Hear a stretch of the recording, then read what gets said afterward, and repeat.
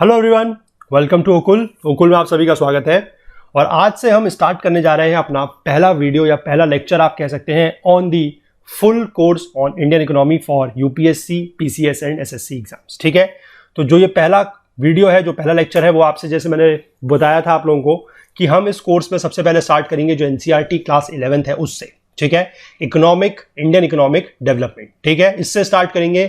इस बुक को पहले हम पूरा वर्ड टू वर्ड कवर करेंगे। ठीक है, पूरी की पूरी बुक को, इंडियन इकोनॉमिक डेवलपमेंट। और उसके बाद जब हमारा ये बुक कंप्लीट हो जाएगी तो उसके बाद जब हम क्लास 12th की तरफ को बढ़ेंगे तो वहां पर जो बुक्स है, स्पेशली मैक्रो इकोनॉमिक्स की जो बुक है, हम उसके कंसेप्ट समझेंगे। ठीक है, पूरी की पूरी बुक को वर्ड बाय वर्ड रटने की जरूरत या वर्ड बाय वर्ड पढ़ने की जरूरत वहां पर नहीं है। ठीक है, अगर आपको मैं जिस तरीके से वो कोर्स कराऊंगा जब ये बुक कंप्लीट होगी उसके आगे को, तो वहां पर भी आपको जो वो पूरी की पूरी बुक है, वो सारी के सारी बुक पे जो कंसेप्ट दिए गए हैं वो बिल्कुल आप समझ जाएंगे। तो किसी को अगर ये डाउट लगता है कि वो बुक को वर्ड टू वर्ड कवर नहीं किया गया है, तो कोई हमारे क्लास 12th के अगर स्टूडेंट्स हैं तो उनको अगर ये फील होता है, ठीक है, या ये उनको लगता है कि इस कोर्स में वो जो उनके लिए कुछ भी नहीं है या वो जो बुक है उसको कवर नहीं किया जा रहा है, तो ऐसा नहीं है। बुक के सारे कंसेप्ट जो हैं बिल्कुल डिटेल में कवर किए जाएंगे, लेकिन बुक को as it is word by word जो है वो नहीं पढ़ा जाएगा। ठीक है, समझ गए आप लोग। फिलहाल हम आज स्टार्ट करने जा रहे हैं इंडियन इकोनॉमिक डेवलपमेंट चैप्टर 1 से। ठीक है, तो जो लोग यहां पर हैं, इस चैनल पे पहले से है, जिनको हमारे कंटेंट के बारे में, हमारे क्वालिटी के बारे में आइडिया है, उनसे मैं रिक्वेस्ट करूंगा कि आज कोर्स का पहला दिन है तो आप आज ही से चीजों को जो है, जो कंटेंट है, जो वीडियोस है, उनको आज ही से शेयर करना स्टार्ट कर दें। ठीक है, ताकि क्या है कि सब लोगों को पता लग जाए, नहीं तो अदरवाइज फिर क्या होता है कि लोगों को थोड़ा देर में पता लगता है। ठीक है, तो आपको अगर पता लग गया है, अगर आपको इसके बारे में जानकारी हो गई है, तो आप औरों को भी इसके बारे में जो है जानकारी दे दें। ठीक है, और बाकी जो लोग चैनल पे नए हैं उनसे मैं रिक्वेस्ट करूंगा कि चैनल को जल्दी से सब्सक्राइब कर लें और बेल आइकन प्रेस कर लें, सो दैट की नोटिफिकेशंस जो भी हैं, जो भी हमारी तरफ से अपडेट पोस्ट किए जाते हैं, वो मिस बिल्कुल भी ना हो। ठीक है, तो चलिए स्टार्ट करेंगे। पहला चैप्टर हमारा रहेगा आज Indian economy on the eve of independence. ठीक है, पहला चैप्टर यही है इस बुक का, Indian economy on the eve of independence. और मैं आपको बता दूं कि लेटेस्ट बुक जो है एनसीईआरटी की, हम उसको यहां पर फॉलो करेंगे। ठीक है, लेटेस्ट बुक है मेरे पास जो एनसीईआरटी की वेबसाइट से डाउनलोड की गई है 2020-2021 की, उसी को हम यहां पर फॉलो करने वाले हैं। ठीक है, तो अगर आप लोगों के पास कोई पुरानी बुक है, कोई डेटा वगैरह उसमें थोड़ा बहुत मिसमैच अगर होगा जो मैं यहाँ पर कराऊंगा उससे, तो आप उसको प्लीज रेक्टिफाई कर लीजिएगा या करेक्ट कर लीजिएगा। ठीक है, तो चैप्टर 1 पे स्टार्ट करते हैं। चलिए पार्ट 1 पे बुक पे चलेंगे अपने। देखिए, चैप्टर का नाम है Indian economy on the eve of independence. आप इससे कुछ चीजें जो है वो समझ रहे होंगे कि इसमें हम क्या पढ़ने वाले हैं, कि इंडियन इकोनॉमी की या जो भारतीय अर्थव्यवस्था है उसकी हालत क्या थी। ठीक है, उसकी कंडीशन क्या थी जब भारत आजाद हो रहा था, या उससे पहले की हम बात करें कि जिस समय, हमें पहले ये देखना पड़ेगा, ये चीज समझनी पड़ेगी कि जब भारत यहां पर अंग्रेजों के कब्जे में था तो यहां पर किस किस तरीके से भारत की इकोनॉमी को नुकसान हुआ या क्या फायदा हुआ, ये सब पहले हमें समझना पड़ेगा। उसके बाद हम ये समझेंगे कि जब भारत आजाद हुआ उस समय भारत की इकोनॉमी की क्या कंडीशन थी, और उसके बाद धीमे धीमे किस तरीके से क्या सुधार लाए गए, क्या प्लान्स लाए गए, क्या रिफॉर्म्स लाए गए, वो किस तरीके से फिर जो भारतीय इकोनॉमी की जो आज की सूरत है, ठीक है, जो इंडियन इकोनॉमी की आज की सूरत है, कि जिस तरीके से आज आप लोग इकोनॉमी को देखते हैं, समझते हैं, वो उस समय से लेकर आज तक क्या क्या उसमें डेवलपमेंट हुआ है, किस तरीके से वो इस स्टेज तक या इस स्थिति तक पहुंची है, ये हम सब समझेंगे यहां पर इस चैप्टर के माध्यम से। ठीक है, चलिए तो स्टार्ट करते हैं। देखिए यहां पर क्या दिया गया है। सबसे पहले दिया गया है, थोड़ा सा इसकी यही चीज बताई गई है जो मैं आपको बता रहा था। देखिए, the primary objective of this book Indian economic development is to familiarise you with the basic features of the Indian economy and its development as it is today in the aftermath of independence. वही मैं आपको बता रहा हूं कि इस book के माध्यम से आपको यही समझाया जाएगा कि इंडियन इकोनॉमी के बेसिक फीचर्स क्या हैं, ठीक है, और उसके डेवलपमेंट क्या है, यानी कि उसका विकास जो है वो कैसे हुआ एज इट इज टुडे, यानी कि जैसा आज है।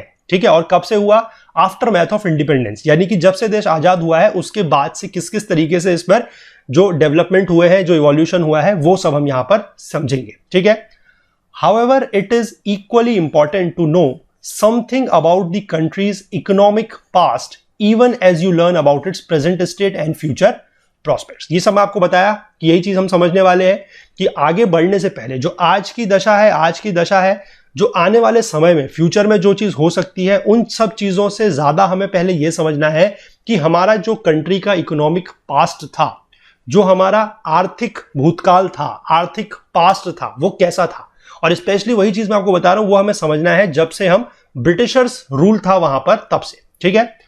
So let us first look at the state of India's economy prior to the country's independence and form an idea of the various considerations that shaped India's post-independence development strategy। क्योंकि post development में जो post independence में जो development हुआ है उसके लिए जो स्ट्रेटेजी बनी है, उसके पहले क्या क्या हालात थे। जिस समय देश अंग्रेजी हुकूमत के अंदर में था तो क्या हालात थे यहाँ की इकोनॉमी के, पहले हमें यह समझना जरूरी है, ठीक है।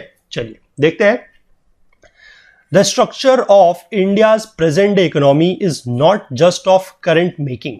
It has its root steeped in the history, particularly in the period when India was under British rule, which lasted for almost 2 centuries before India finally won its independence on 15th August 1947। इसका कहने का क्या मतलब है कि India के जो आज की प्रेजेंट स्ट्रक्चर है, जो इकोनॉमी जिस स्थिति में आज है, वो सिर्फ आज की मतलब आज का ही उसमें कराधारा नहीं है, ठीक है। जिसको कहते हैं ना कि कराधारा है, ये कराधारा जो है वो आज का ही नहीं है, लेकिन इसकी जो रूट्स हैं, जो इसकी जड़ें हैं, वो बहुत पहले से है, ठीक है। और वो हिस्ट्री में कब से है?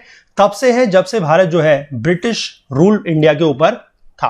और ब्रिटिश रूल जो है इंडिया के ऊपर चला है, आपको पता है, ऑलमोस्ट 2 सेंचुरीज के लिए या 2 शताब्दियों के लिए। और फाइनली इंडिया जब आजाद हुआ है कब? 1947 15 अगस्त को, ठीक है। अब देखिए, सबसे पहले यहां पर आप ब्रिटिशर्स की जो मंशा थी, जो उनकी सोच थी, जो उनका उद्देश्य था, वो समझिएगा। The sole purpose of the British colonial rule in India was to reduce the country to being a raw material supply for Great Britain's own rapidly expanding modern industrial base. तो सबसे पहला आप इस लाइन से इस line से मैं कहूंगा कि अगर आप ये लाइन को समझ गए तो आप ऑलमोस्ट चैप्टर का मैं कहूंगा कि समरी जो है वो समझ जाएंगे, ठीक है। या जो चैप्टर का जिसको बोलते हैं टोन, आप समझ जाएंगे कि हर चीज यहां पर जो भी की जाएगी वो इसी लाइन का जो अर्थ है उसी के इर्द गिर्द जो होगी वो होगी, ठीक है। इसका मतलब क्या है कि देखिए, जो ब्रिटिशर्स थे उनका सोल पर्पस या उनका जो मुख्य उद्देश्य था वो ये था कि भारत को एक ऐसा देश बना के रखना है जो क्या करेगा? मटीरियल की सप्लाई करेगा। और ये मटीरियल कैसा मटीरियल होगा? क्या ये फिनिश्ड मटीरियल होगा? नहीं, ये मटीरियल जो होगा ये रॉ मटेरियल होगा। और रॉ मटेरियल की जरूरत क्यों पड़ेगी? जो ब्रिटेन है, जो ग्रेट ब्रिटेन की अपनी इंडस्ट्रीज है, ठीक है, कि उसके वहां इंडस्ट्रीज लगी हुई हैं। अब इंडस्ट्रीज लगी हैं तो इंडस्ट्रीज के लिए क्या चाहिए? आपको रॉ मटेरियल चाहिए। तो वो सारा का सारा जो रॉ मटेरियल है वो इंडिया से ले जाया जाएगा, ठीक है। तो यहां पर अभी बेसिकली ये 2 काम करेंगे। पहला काम तो ये है कि इंडिया से रॉ मटेरियल्स यहां पर लगाएंगे एग्रीकल्चर के माध्यम से, उसको एक्सट्रैक्ट करके ले जाएंगे, एक्सपोर्ट करके ले जाएंगे अपने वहां, अपने इंडस्ट्री में उसका यूज करेंगे, उससे फिनिश्ड प्रोडक्ट्स बनाएंगे और फिर वो फिनिश्ड प्रोडक्ट्स जो है वो इंडिया में वापस आके बेचेंगे। तो यहां पर ये बेसिकली अभी 2 नुकसान करेंगे, अभी आप देखते जाइए, ठीक है। समझते जाइए कि इन्होंने कितना यहां पर नुकसान करा है, किस तरीके से नुकसान किया है वो देखेंगे आप, ठीक है। तो पहला आप यहां पर मुख्य उद्देश्य समझ गए कि ब्रिटिश हुकूमत का या जो ब्रिटिश रूल है उस सरकार का मुख्य उद्देश्य यह था कि भारत को सिर्फ एक ऐसा देश बना के सीमित रख देना है कि जहां से वो सिर्फ और सिर्फ क्या कर सके, जो रॉ मटेरियल्स है उसको, मतलब रॉ मटेरियल्स यहां पर होंगे उनको वो सिर्फ यहां से एक्सपोर्ट कर सके और उनका वो यूज करेंगे अपनी कंट्री में, जो इंडस्ट्रीज है वहां पर उनका यूज करेंगे और उसके थ्रू वो क्या बनाएंगे? फिनिश्ड प्रोडक्ट्स बनाएंगे, ठीक है। तो ये इनका मुख्य उद्देश्य था। इसके बाद आगे लिखा गया है, an understanding of the exploitative nature of this relationship is essential for an assessment of the kind and level of development which the Indian economy has been able to attain over the last 6.5 decades। तो मतलब हमें यह चीज समझनी जरूरी है कि इन्होंने यहां पर कितना अत्याचार किया या कितना एक्सप्लॉइट किया है पहले, तब हम उसके बाद से समझ पाएंगे कि जहां पर ये अंग्रेज जो है भारत की जो इन्होंने आर्थिक स्थिति बना के रखी थी उस समय, और जिस समय भारत आजाद हुआ था 15 अगस्त 1947 को, उस समय भारत की इकोनॉमी के क्या हाल थे, तब हम ये समझ पाएंगे कि आज की डेट में जो इकोनॉमी है और किस किस तरीके से रिफॉर्म्स कर करके जो है वो आज की डेट तक जो इकोनॉमी है, जो कंडीशन है वो यहां तक पहुंची है, ठीक है। मतलब उसके पीछे कितने सारे एफर्ट्स लगे हैं, कितना सारा डेवलपमेंट लगा है, वो हम तभी समझ पाएंगे जब हमें ये पता होगा एग्जैक्टली कि किस तरीके से ब्रिटिशर्स ने यहां पर जो था वो राज किया था और किस तरीके से जो इंडियन इकोनॉमी थी या इंडियन मार्केट थी या इंडियन रिसोर्सेज थे उनको किस तरीके से एक्सप्लॉइट किया था, ठीक है। चलिए यहां तक आई होप आप सबको सब कुछ समझ में आ रहा होगा, ठीक है, क्योंकि ज्यादा कुछ मुश्किल है भी नहीं और समझाते मैं इस तरीके से रहूंगा कि आपको कहीं पर भी कोई प्रॉब्लम नहीं आएगी, ठीक है। लेकिन फिर भी मैं कह रहा हूं कि अगर किसी को कोई भी प्रॉब्लम आती है कहीं पर भी तो वो नीचे कमेंट सेक्शन में बिल्कुल लिखे, ठीक है। अगर कोई प्रॉब्लम नहीं भी आती है तो भी कुछ ना कुछ जरूर लिखे, ठीक है, हाय हेलो तब भी लिखे, क्योंकि उससे क्या है कि हमें पता लगता रहेगा कि आप लोगों ने ये वीडियो जो है वो देख लिया है। और हमारे लिए जरूरी यह है कि हर एक स्टूडेंट या हर एक हमारा जो सब्सक्राइबर है जो इस कोर्स को फॉलो कर रहा है वो वीडियो देखना चाहिए और उसका और हमारे बीच में जो इंटरेक्शन है वो होना बहुत जरूरी है। तो मैं आप सभी लोगों से रिक्वेस्ट करूंगा कि जो लोग भी आप वीडियो देख रहे हैं, आज से पहले मैं ये बोलता था कि किसी को कोई डाउट है, कोई कमेंट है, कोई फीडबैक अगर देना चाहता है तो वो नीचे कमेंट सेक्शन में लिखे। लेकिन मैं अब ये बोल रहा हूं कि जितने भी लोग ये वीडियो देख रहे हैं सारे लोग जो है वो कमेंट सेक्शन में अपनी एक तरीके से कह सकते हैं कि हाजिरी लगाएंगे या अपनी प्रेजेंस दिखाएंगे, ताकि हमें पता लगेगा कि कौन कौन लोग हैं जो इस कोर्स को फॉलो कर रहे हैं, ठीक है। आई होप आप मेरी इस बात को जरूर मानेंगे और नीचे जो है कमेंट सेक्शन में अपना प्रेजेंस अपनी जरूर दिखाएंगे, ठीक है। चलिए आइए आगे बढ़ते हैं। Low level of economic development under the colonial rule. Colonial rule जब था तब यहां पर इकोनॉमिक डेवलपमेंट जो था उसका लेवल काफी निम्न था, लो था, ठीक है। देखिए, India had an independent economy before the advent of the British rule. जब ब्रिटिशर्स यहां पर नहीं आए थे तो इंडिया की जो इकोनॉमी थी वो इंडिपेंडेंट इकोनॉमी थी, स्वतंत्र इकोनॉमी थी, ठीक है। हालांकि क्या लिखा गया है कि agriculture was the main source of livelihood for most people, yet the country's economy was characterised by various kinds of manufacturing activities, ठीक है। Various kinds of manufacturing activities यहां पर थी। हालांकि बात यह कही गई है कि एग्रीकल्चर जो था, एग्रीकल्चर आपका मेन सोर्स था लाइवलीहुड का, और आज भी आपको पता है कि एग्रीकल्चर ही जो है देश का जो मैक्सिमम पॉपुलेशन है या जो मैक्सिमम आप कह सकते हैं कि वर्किंग सेक्टर है वो अभी भी एग्रीकल्चर में ही है, ठीक है। India is an agrarian country, agrarian state, ये स्टेटमेंट आप लोगों ने सुना है, ठीक है। लेकिन यहां पर ऐसा नहीं है कि सिर्फ एग्रीकल्चर हुआ करता था, यहां पर कुछ इंडस्ट्रीज भी हुआ करती थी। और कौन कौन सी इंडस्ट्रीज थी वो यहां पर दिया गया है, देखिए। India was particularly well known for its handicraft industries in the fields of cotton and silk textiles, metal and precious stoneworks, etc. ठीक है। अब देखिए यहां पर आप चीजों को देखिएगा कि जो ये इंडस्ट्रीज दी गई हैं, जैसे कि हैंडीक्राफ्ट इंडस्ट्रीज है या फिर आप कह सकते हैं कि metal and precious stone work की इंडस्ट्री है, ये इंडस्ट्रीज ऐसी है जिसमें बहुत ज्यादा सोफिस्टिकेटेड मशीनों की जरूरत नहीं थी और इन मशीनों का जो यूज है वो नहीं होता था। तो आप समझ सकते हैं कि भारत में टेक्नोलॉजिकल एडवांसमेंट जो थे वो उस समय बहुत ज्यादा नहीं थे, और ब्रिटिशर्स ने आने के बाद तो चीजों को जो है और ज्यादा यहां पर हालत जो है वो और ज्यादा खराब कर दी, ठीक है। These products enjoyed a worldwide market based on the reputation of the fine quality of material used and the high standard of craftsmanship seen in all imports from India. तो भले ही इंडिया का जो है वो मतलब बहुत ज्यादा हाईली सोफिस्टिकेटेड सामान इंडिया नहीं बनाता था, हैंडीक्राफ्ट्स इंडस्ट्रीज थी यहां पर, कुछ कॉटन एंड सिल्क टेक्सटाइल से रिलेटेड और कुछ metal and precious stone works की चीजें यहां पर बनती थी, लेकिन फिर भी वो सामान क्या था कि वो सामान बड़े फाइन क्वालिटी का हुआ करता था। और दूसरी बात यह है कि उसमें जो क्राफ्ट्समैनशिप थी, यानी कि जो कह सकते हैं कि कारीगिरी थी या कलाकारी थी, वो इतनी बढ़िया हुआ करती थी, इतनी हाई क्वालिटी की होती थी, हाई स्टैंडर्ड की होती थी कि उसका बेसिकली क्या था कि मार्केट, इंटरनेशनल मार्केट में या वर्ल्ड मार्केट में उसका जो स्टेटस था, जो दर्जा था उस सामान का, वो बहुत ज्यादा ऊंचा था, ठीक है। देखिए आगे देखिए, the economic policies pursued by the colonial government in India were concerned more with the protection and promotion of the economic interest of their home country than with the development of the Indian economy. तो यहां पर जितने भी colonial rule हुआ है उन सारे के सारे कॉलोनीज का सिर्फ और सिर्फ एक ही पर्पस था कि यहां से रॉ मटेरियल्स लेके जाएंगे, अपने देश की जो इंडस्ट्रीज है वहां का डेवलपमेंट करेंगे और उनको इंडिया के एक तरीके से कह सकते हैं कि डेवलपमेंट का, इकोनॉमिक इंटरेस्ट का या यहाँ के इंडस्ट्रियल डेवलपमेंट का, यहाँ के इकोनॉमी के डेवलपमेंट से उनको जरा भर का भी जो था मतलब नहीं था, ठीक है।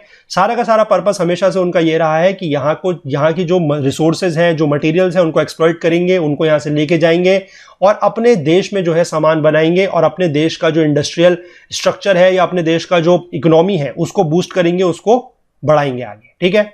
Such policies brought about a fundamental change in the structure of the Indian economy. क्योंकि आप समझ सकते हैं कि पहले जब इकोनॉमी इंडिपेंडेंट थी तब वहां पर क्या था कि इंडिया जो है भले ही छोटा सामान बनाती थी लेकिन वो उसकी क्वालिटी काफी अच्छी होती थी और वो उसको इंटरनेशनल मार्केट में बेच सकती थी। लेकिन अब क्या हो रहा है कि धीमे धीमे देखिए आप, जब कॉलोनीज आती है, जब आपके ऊपर रूल होना शुरू हुआ है फॉरेनर पावर का, तो यहां पर अब क्या होगा कि आप अपने तरफ से स्वतंत्र नहीं है, अब आप ट्रेड वगैरह करने के लिए स्वतंत्र नहीं है। अब कॉलोनियों का जो इंपैक्ट है वो यहां पर दिखेगा। ठीक है, देखिए तो इससे क्या होता है कि क्या फंडामेंटल चेंज आएगा, देखिए, transforming the country into supplier of raw materials and consumer of finished industrial products from Britain. ठीक है, तो यही मैंने चीज बताई आपको कि यहां से जो ब्रिटिशर्स हैं वो क्या करेंगे, रॉ मटेरियल्स को अपने देश लेके जाएंगे और वहां से जो फिनिश्ड प्रोडक्ट्स है उसको इंडिया में भेजेंगे। अब इससे देखिए नुकसान समझिए, इससे आप नुकसान समझिए, ये इंडिया है, ये ब्रिटेन है। ठीक है, पहली बात तो यहां से आप लेके जाएंगे रॉ मटेरियल। ठीक है, यहां से आप रॉ मटेरियल लेके गए तो उससे क्या नुकसान हुआ, बताइए क्या नुकसान हुआ। इससे नुकसान यह हुआ कि इंडिया में पहली बात तो यह है कि जो रॉ मटेरियल है उसकी कमी हो गई।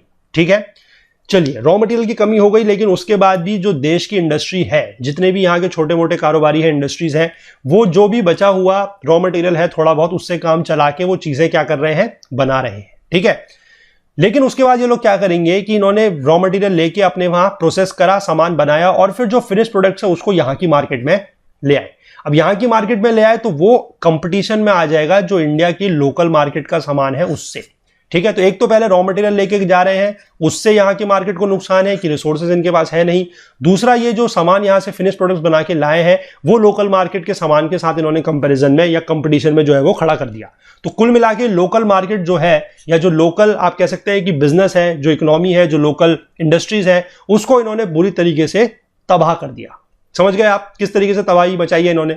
ठीक है, आगे देखिए, obviously the colonial government never made any sincere attempt to estimate India's national and per capita income. इन्होंने कभी भी ये भी अटेम्प्ट नहीं करा कि इंडिया की नेशनल या पर कैपिटा इनकम क्या है, क्योंकि इनको कोई मतलब ही नहीं था इस चीजों से। ठीक है, इनको सिर्फ अपने अपने देश से मतलब था, तो ये भारत की नेशनल इनकम क्या है, पर कैपिटा इनकम क्या है, उससे क्या मतलब निकालेंगे। ठीक है, यहां पर अगर आपको ये वर्ड का मतलब नहीं पता है तो मैं बता दूं, नेशनल इनकम का मतलब है कि पूरे के पूरे देश की जो इनकम है, ठीक है, पूरे के पूरे देश की जो इनकम है, जो उसका sum total of goods and services निकलता है, बेसिकली जिसको जीडीपी के तौर पर हम नापते हैं, वो चीज है। और पर कैपिटा का मतलब है कि when the total value is divided by number of people in the country, यानी कि टोटल कंट्री की पॉपुलेशन से अगर हम इस नेशनल वाली वैल्यू को डिवाइड करेंगे तो इट बिकम्स पर कैपिटा। ठीक है, पर कैपिटा का मतलब होता है पर पर्सन।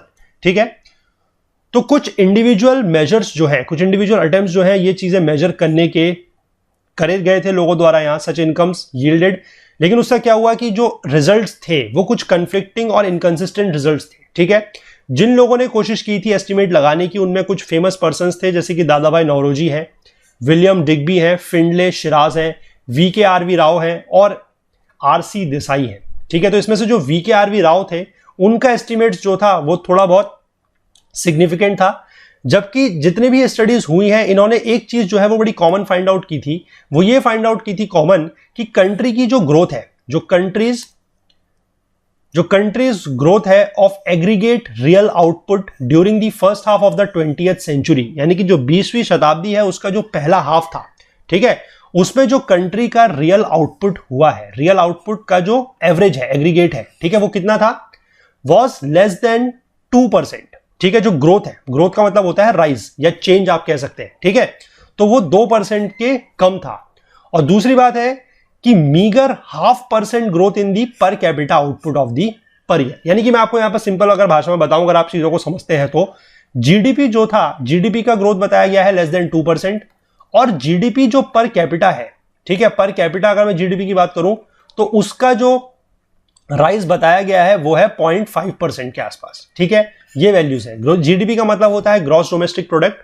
ठीक है, ये आप आई होप समझते होंगे। ग्रॉस डोमेस्टिक प्रोडक्ट का मतलब ये होता है कि इंडिया की टेरिटरी के अंदर जितना भी सामान बन रहा है या जितनी भी सर्विसेज है उनका सम टोटल, उनकी जो वैल्यू है उसका sum total, that is known as GDP, gross domestic product. ठीक है, फिलहाल के लिए इसमें इतना ही समझिए, बाकी हम इसको आगे बड़ी डिटेल में कवर करेंगे। बहुत इंपॉर्टेंट कंसेप्ट है इकोनॉमी का ये। ठीक है, चलिए फिलहाल आप लोग यहां पर जो वैल्यूज दी गई हैं ये समझाने के लिए कि ये रियल आउटपुट क्या है और आपका जो ये ग्रोथ, जो आपका परसेंटेज ग्रोथ दिया गया है per capita output per year, ये मैं आपको बता रहा था। ठीक है, चलिए अब एक एक करके एक सेक्टर को हम समझेंगे कि एक सेक्टर की हालत क्या थी ड्यूरिंग द ब्रिटिश रूल। ठीक है, सबसे पहले बात करेंगे एग्रीकल्चर सेक्टर की। देखिए, India's economy under the British colonial rule remained fundamentally agrarian. Fundamentally agrarian तो वो रहेगी क्योंकि यहां पर और कुछ चीज करने को वैसे भी थी नहीं, ठीक है। 85% ऑफ द कंट्रीज पॉपुलेशन जो थी वो विलेजेस में रहती थी एंड डिराइव्ड लाइवलीहुड डायरेक्टली और इनडायरेक्टली फ्रॉम एग्रीकल्चर, ठीक है। 85% जो देश की आबादी थी, जो देश की जनता थी, वो गांवों में रहती थी और वो अपना जो लाइवलीहुड है या आप कह सकते हैं कि जीवन यापन करने के लिए जो उनको पैसे की जरूरत पड़ती थी वो डायरेक्टली या इनडायरेक्टली तरीके से वो एग्रीकल्चर से ही उनको मिलता था, ठीक है। However, despite being the occupation of such a large population, the agricultural sector continued to experience stagnation and not infrequently unusual deterioration, ठीक है। अब आप देख सकते हैं कि 85% अगर जनता देश की या देश की जो आबादी का 85% है वो एग्रीकल्चर में मतलब किसी ना किसी तरीके से जुड़ा हुआ है, इन्वॉल्व है, तो क्या आप समझ सकते हैं कि उसकी जो कंडीशन है वो अच्छी होनी चाहिए थी। अगर वो अच्छी होती तो आप समझ सकते हैं कि अगर एग्रीकल्चर की कंडीशन जो है वो अच्छी होती तो 85% जो देश की आबादी है उसकी हालत तो अपने आप ही ठीक हो जाती, लेकिन ऐसा नहीं था, ठीक है। जो एग्रीकल्चर सेक्टर था उसमें एक तो स्टैग्नेशन था। स्टैग्नेशन का मतलब है कि कोई उसमें ज्यादा प्रोग्रेस वगैरह नहीं हो रही थी और दूसरी बात है कि उसकी हालत जो थी वो खराब होती जा रही थी, ठीक है। एग्रीकल्चरल की जो प्रोडक्टिविटी है वो क्या हो रही थी, बिकेम लो, ठीक है, बिकेम लो हो रही थी। जबकि हम बात करें कि एब्सोल्यूट टर्म्स में the sector experienced some growth due to expansion of aggregate area under cultivation. Productivity का मतलब यह है कि अगर हम किसी पर्टिकुलर एरिया में बात करते हैं, ठीक है, पर्टिकुलर एरिया में अगर हम बात करते हैं कि कितनी हमारी जो फसल है उसकी पैदावार हो रही है, ठीक है, एरिया हमारा फिक्स है। अगर पैदावार ज्यादा हो रही है तो हम कहेंगे प्रोडक्टिविटी क्या है, ज्यादा है। अगर पैदावार कम हो रही है, सेम एरिया है, एरिया की मैं बात नहीं कर रहा हूं, ठीक है, सपोज कर लीजिए 1 हेक्टेयर का एरिया लेते हैं एग्जांपल के तौर पर। अगर 1 हेक्टेयर एरिया में सपोज करिए कि 10 किलो फसल उगती है, एग्जांपल है, ठीक है, तो क्या हो जाएगी आपकी प्रोडक्टिविटी 10 kg पर हेक्टेयर। अगर मैं कह दूं कि अगले साल कुछ यूज अच्छा करते हैं, फर्टिलाइजर्स का यूज करते हैं या आप कह सकते हैं कि इरिगेशन अच्छा होता है, बारिश वगैरह अच्छी होती है, अगले साल ये 10 की जगह हो जाती है 15 kg, एरिया सेम है 1 हेक्टेयर, तो हम क्या कहेंगे कि हमारी प्रोडक्टिविटी जो है इस साल वो बढ़ गई, ठीक है। अब यहां पर क्या था कि प्रोडक्टिविटी जो है वो कम होती जा रही है। क्यों कम होती जा रही है अभी हम समझेंगे उस चीज को, लेकिन यहां पर यह लिखा गया है कि एब्सोल्यूट टर्म्स में जो है ये सेक्टर ने कुछ ग्रोथ एक्सपीरियंस किया। इसका मतलब क्या है कि एरिया बढ़ रहा था, ठीक है, जो एग्रीकल्चर लैंड है उसका एरिया बढ़ रहा था। अब एरिया अगर बढ़ रहा है, सपोज कर लीजिए पहले मेरे पास केवल 1 ही हेक्टेयर की लैंड थी जिसमें 10 किलो की पैदावार हो रही थी, ठीक है। अब मान लीजिए मेरे पास लैंड हो गई बड़ी, ठीक है, मेरे पास लैंड हो गई सपोज कर लीजिए 5 हेक्टेयर, ठीक, और इस 5 हेक्टेयर की लैंड में अगर आप सपोज कर लीजिए मेरे पास 40 किलो की पैदावार होती है, ठीक है, तो इन दोनों को अगर मैं मिला दूं, अगर मैं इन दोनों को मिला दूं तो 6 हेक्टेयर की जमीन में कितनी पैदावार हुई है, 40 और 10 50, ठीक है, 50 किलो की पैदावार हुई है। लेकिन अगर आप ओवरऑल देखें तो ओवरऑल आप देखेंगे तो प्रोडक्टिव जो आपका प्रोडक्शन है, प्रोडक्शन बड़ा है। मैं कहूंगा कि 10 किलो पहले होता था, अब 50 किलो हो रहा है। लेकिन अगर आप प्रोडक्टिविटी देखें, पहले कितनी थी 10 kg पर हेक्टेयर, और अब आपके पास देखिए 6 हेक्टेयर का तो एरिया है और प्रोडक्टिविटी हो रही है, प्रोडक्शन हो रहा है सिर्फ 50 किलो का। तो यानी कि आपकी प्रोडक्टिविटी कितनी हो जाएगी, प्रोडक्टिविटी हो जाएगी 50 डिवाइडेड बाय 6, ठीक है, विच विल बी 8.33, ठीक है। तो अब आप देख सकते हैं कि प्रोडक्टिविटी जो है वो पहले से क्या हो गई है, कम हो गई है। समझ पाए आप कि ओवरऑल अगर हम टर्म्स बात कर रहे हैं, अगर हमारा लैंड का एरिया बढ़ रहा है तो क्या होगा, लैंड का एरिया बढ़ने से हमारा जो ओवरऑल प्रोडक्शन है वो बढ़ेगा, प्रोडक्शन बढ़ेगा लेकिन प्रोडक्टिविटी कम हो जाएगी, ठीक, ये समझ गए आप। चलिए इसके बाद क्या लिखा गया है कि this stagnation in the agricultural sector was caused mainly because of the various systems of land settlements that were introduced by the colonial government. अब आप समझ पाए यहां पर, या आप चीज जान पाए कि ये जो हालत खस्ता हो रही थी एग्रीकल्चर की वो क्यों हो रही थी, वो कुछ लैंड सेटलमेंट्स के जो सिस्टम्स थे उनकी वजह से हो रही थी, ठीक है। आपको अगर हिस्ट्री का थोड़ा सा नॉलेज हो तो यहां पर आप लोगों को पता होगा कि हिस्ट्री में आपने एक सिस्टम पढ़ा होगा, that is known as your zamindari system, ठीक है, जमींदारी सिस्टम। इसमें क्या है देखिए, particularly under the zamindari system which was implemented in the then Bengal presidency comprising the parts of India's present day eastern states, जो इंडिया के कुछ ईस्टर्न स्टेट्स है उनको मिला के जो उस समय का पूरा बंगाल हुआ करता था, ठीक है, बांग्लादेश वाला पार्ट भी उसमें आता है क्योंकि उस समय पार्टीशन नहीं था, ठीक है। तो वहां पर क्या होता था, the profit accruing out of the agriculture sector went to the zamindars instead of the cultivators. यानी कि जैसे अब क्या है कि देखिए खेतीहर जो है, जो किसान है, वो फसल उगाएगा, ठीक है, फसल उगाएगा, फसल का वो पूरा मतलब उगाने से लेकर उसकी बुआई कटाई सब कुछ करेगा, फिर वो फसल जो है मार्केट में बिकने जाएगी। अब वो फसल मार्केट में बिकने जाएगी तो उससे जो भी फायदा होता था, जो भी उससे मुनाफा होता था, वो पैसा जो है डायरेक्ट कल्टीवेटर्स को या जो किसान खेतीहर थे उनको नहीं मिलता था, वो जाता था जमींदारों के पास पहले, ठीक है। और जमींदार क्या करते थे, जो कंसिडरेबल, जमींदारों के पास भी पैसा, वो मतलब एक तरीके से कह सकते हैं कि जमींदार भी उसमें बिचौलिए थे। जमींदार पैसा लेते थे और जमींदारों का काम यह था कि वो एक फिक्स अमाउंट का जो पैसा है वो उनको देना होता था अंग्रेजी हुकूमत को, ठीक है, वो अंग्रेजी हुकूमत को देना होता था। यहां पर आप थोड़ा सा मैं आपको एक एग्जाम्पल बताऊंगा, इससे आप जल्दी रिलेट कर पाएंगे। आपने एक मूवी देखी होगी, आमिर खान की जो मूवी आई थी लगान, वहां पर आपने देखा था किस तरीके से जो अंग्रेजी हुकूमत थी वो लगान वसूला करती थी, ठीक है। उसमें आप चीजों को समझ के चलिए, उसमें आपको याद होगा जो अंग्रेजी हुकूमत थी वो है, बीच में आपको याद होगा कि एक राजा जी थे और उसमें नीचे जो थे, जो गांव वाले लोग थे, वो सारे के सारे किसान लोग हैं। जो राजा जी थे वो कौन थे, वो राजा जी जो है वो आप उनको मान लीजिए जमींदार, कि उनको बेसिकली अंग्रेजी हुकूमत को क्या है कि पैसा देना पड़ता था।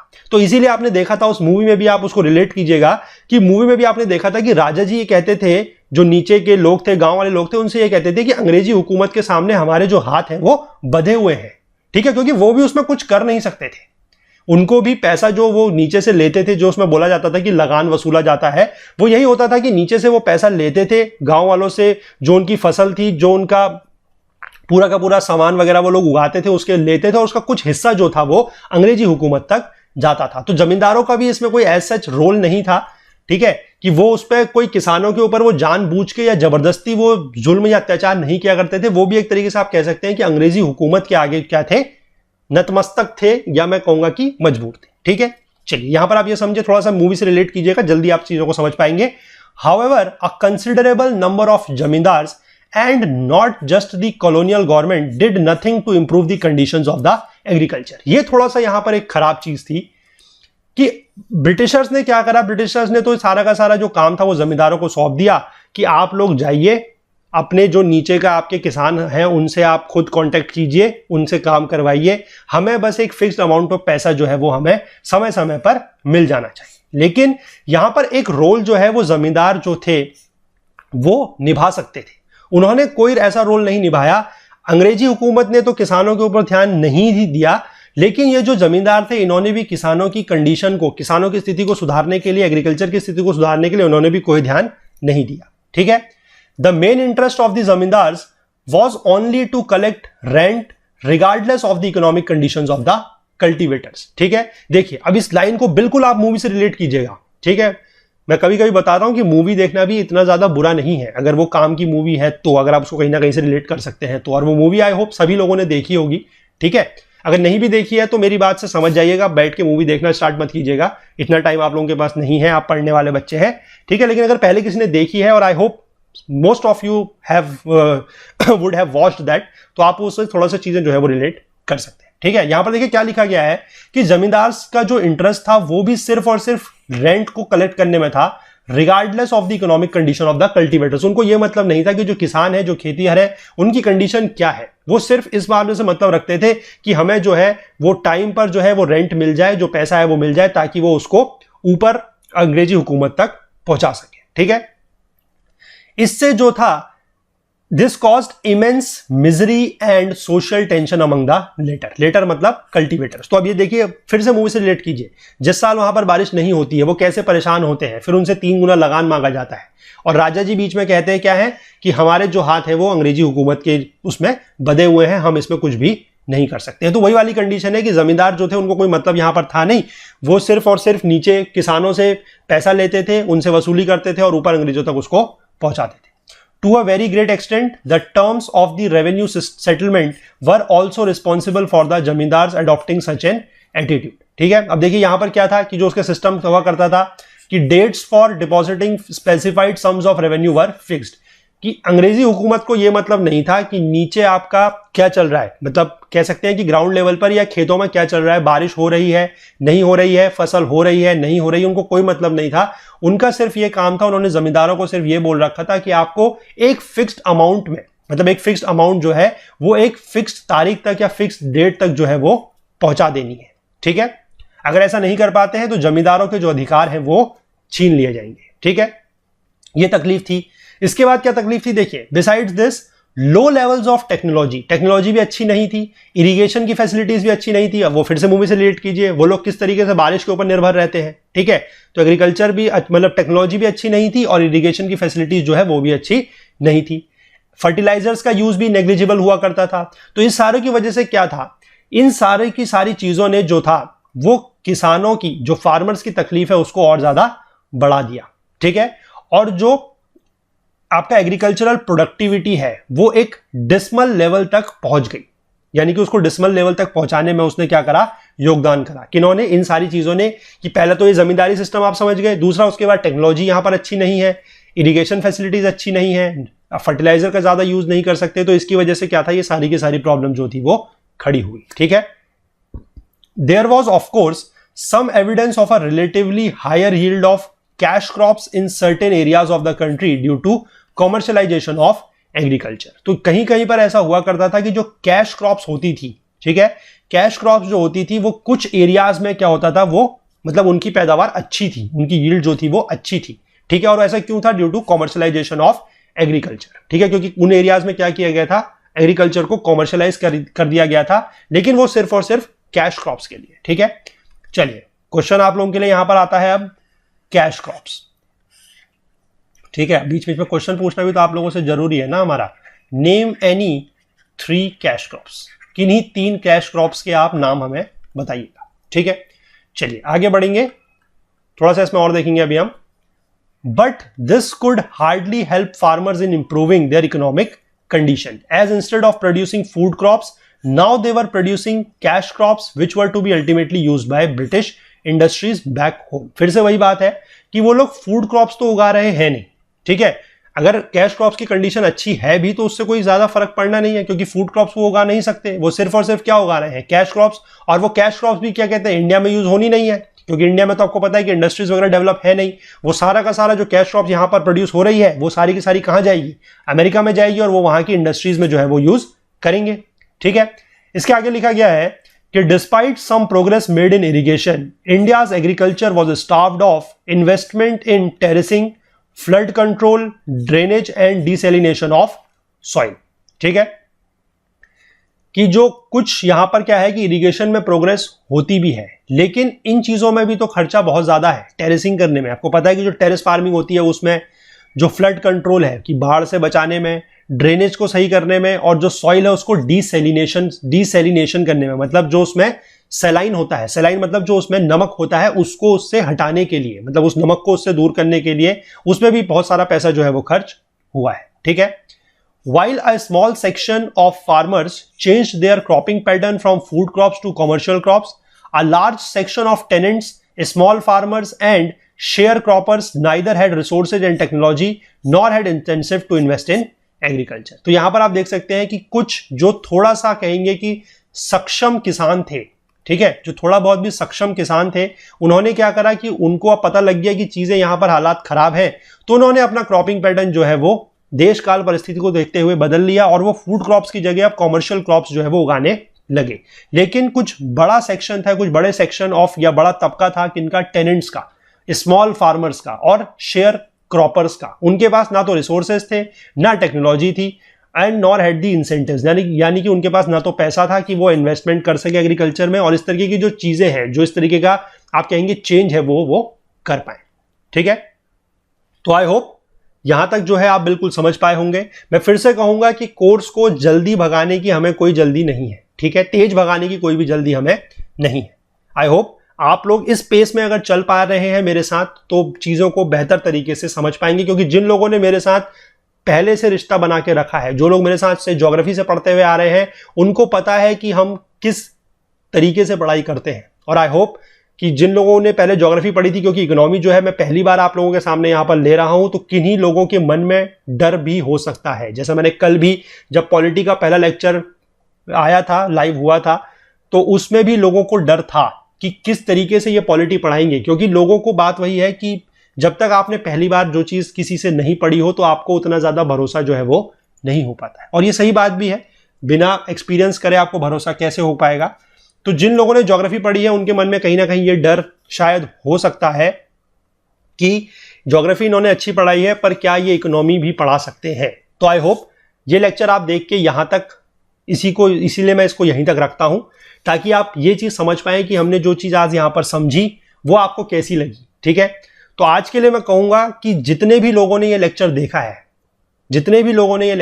है, प्लीज सारे के सारे लोग नीचे कमेंट करेंगे और बताएंगे। अगर कोई अपनी प्रॉब्लम है तो वो बताएंगे, नहीं तो एटलीस्ट आप लोग ये जरूर बताएंगे कि आपको ये चीज जो थी वो कैसी लगी। क्योंकि मैं आज आपसे आपके फीडबैक नहीं मांग रहा हूं, मैं आज आपसे अपना फीडबैक मांग रहा हूं कि मुझे अपना फीडबैक जानना है कि मैंने ये जो चीज है, जो टॉपिक है, जो सब्जेक्ट है, उसके साथ कितना न्याय किया है। तो आप लोग मुझे बताएंगे नीचे कमेंट सेक्शन में कि इतना सेक्शन जो हमने यहां पर स्टार्ट किया है, आपको इससे थोड़ा एक छवि मिल गई होगी, आपके मन में एक, मैं कह सकता हूं कि जिनको मन में डर था वो हो सकता है कि या तो बढ़ गया हो, ठीक है, अगर उनको चीजें समझ में नहीं आई हो, पसंद नहीं आई हो, तो वो डर उनके मन में बढ़ गया हो, या फिर कुछ के मन में ऐसा हो सकता है कि जो उनकी नर्व्स हैं वो काम डाउन हो गई हो, उनको भरोसा थोड़ा बहुत हो गया हो कि हाँ ये इकोनॉमिक्स भी जो है या इकोनॉमी जो है वो पढ़ा सकते हैं। ठीक है, तो थोड़ा सा मेरे को बताइएगा इसके बारे में कि आपको किस तरीके से चीजें यहां पर लगी। ठीक है, तो देखिए आज इस पार्ट को हम इतना ही रखेंगे, और मैं फिर से कह रहा हूं कि आप सभी लोग जो भी इस वीडियो को देख रहे हैं, ठीक है, जितने भी यहां पर व्यूज होते हैं, जितने भी लाइक होते हैं, उतने ही कमेंट भी आज होने चाहिए, क्योंकि मुझे फीडबैक जानना है कि आप लोगों को ये चैप्टर जो है मेरे से, क्योंकि पहला सब्जेक्ट है, नया सब्जेक्ट है, तो आई होप कुछ चीजें इधर उधर हो सकती हैं, लेकिन आप मुझे प्लीज नीचे कमेंट सेक्शन में जरूर बताइएगा कि आपको चीजें जो है वो कैसी लगी। ठीक है, बाकी हमसे ज्यादा जुड़ने के लिए हमारा Facebook page, Twitter page, Telegram channel का यूज आप लोग करना स्टार्ट कर सकते हैं। और अगर आप हमसे कोई और चीज की डिमांड करना चाहते हैं या कोई और बात है जो शेयर करना चाहते हैं, तो वो आप हमारी ईमेल आईडी पर भी कर सकते हैं, दैट इज okul.co@gmail.com। ठीक है, तो फिलहाल के लिए आप लोगों को पता है कि ये वीडियोस जो है इस हफ्ते तक, ठीक है, 26 तारीख तक जो ये वीडियोस हैं ये दिन के 2 बजे ही पब्लिश होंगे। उसके बाद ये सब्जेक्ट का टाइम जो है वो चेंज हो जाएगा, इस कोर्स का टाइम चेंज हो जाएगा रात को 8 बजे। ठीक है, तो ये टाइमिंग वगैरह नोट करके रखिएगा, और प्लीज जितने भी लोग वीडियो देखेंगे सबका मुझे फीडबैक और कमेंट आज नीचे कमेंट सेक्शन में चाहिए। ठीक है, ताकि मुझे भी पता लगेगा कि चीजें आप लोगों को कितनी पसंद आ रही हैं और कितनी पसंद नहीं आ रही हैं। मुझे कुछ इंप्रूवमेंट की जरूरत है तो वो भी मुझे पता लग जाएगी। ठीक है, चलिए तो मिलते हैं अगले पार्ट में, तब तक के लिए अपना बहुत बहुत ख्याल रखिएगा। Thank you, have a nice day, bye bye.